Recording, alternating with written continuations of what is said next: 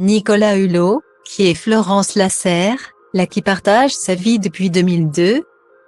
Pendant des décennies, Nicolas Hulot a été habitué à vivre dans la lumière médiatique.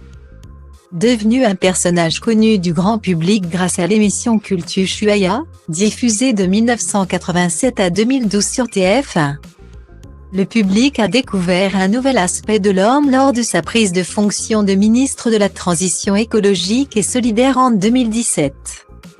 Au cours de la passation de pouvoir, il s'est affiché avec sa femme à son bras.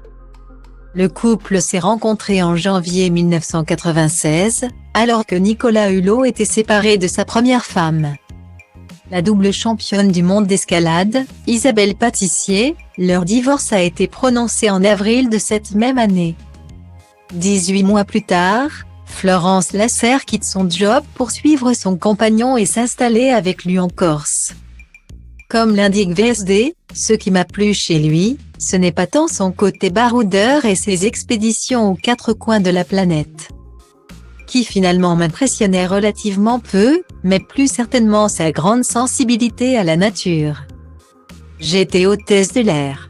Mon métier, couplé aux fréquents et longs déplacements de Nicolas, est rapidement devenu incompatible avec la vie de famille ensemble, Nicolas Hulot et Florence Lasserre, qui se sont mariés en octobre 2002, auront 2 fils, Nelson et Titouan, aujourd'hui adolescents. Après la Corse, le couple retrouve le continent et finit par s'installer en Bretagne, à Saint-Lunaire, alors que son mari poursuit et intensifie ses engagements écologiques. Notamment avec sa fondation Nicolas Hulot pour la nature, Florence Lasserre s'engage en politique.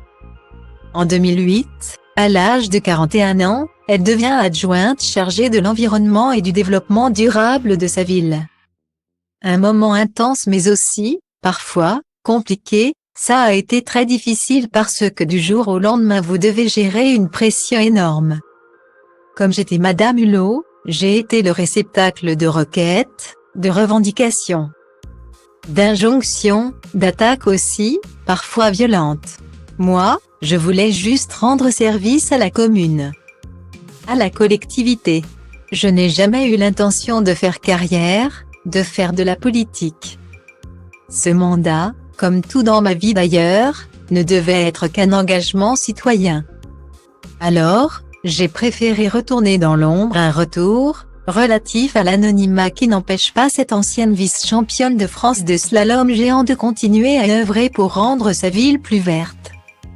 Car si le couple est uni par son amour pour l'écologie et le bien-être de notre planète, d'après Florence Lasserre, la plus verte des deux, ce serait bien elle.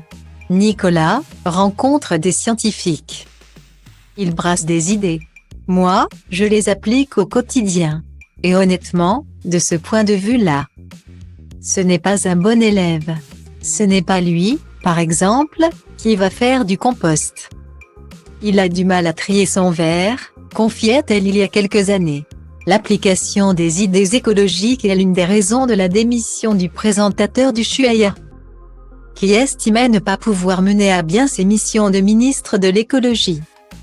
Outre les critiques sur l'engagement écologique de son mari, Florence Lasserre doit répondre à certaines rumeurs.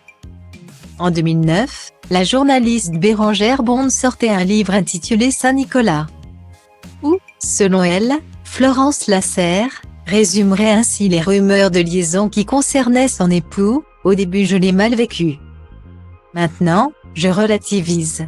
Ou je fais l'autruche. Cependant, ces rumeurs de papillonnage se transforment en une affaire plus sombre. En effet, le jeudi 25 novembre 2021, les équipes d'envoyé spécial révèlent une enquête sur des faits de viol et d'agression sexuelle touchant le ministre. Enquête qui est continuée par le parquet de Paris qui ouvre une instruction pour viol et agression sexuelle sur mineur contre l'époux de Florence Lasserre en décembre 2021. Le présentateur se fait alors discret, et il se réfugie auprès de sa femme à Saint-Lunaire. Cette affaire prend fin le lundi 12 septembre, après un classement sans suite. Pour cause de prescription.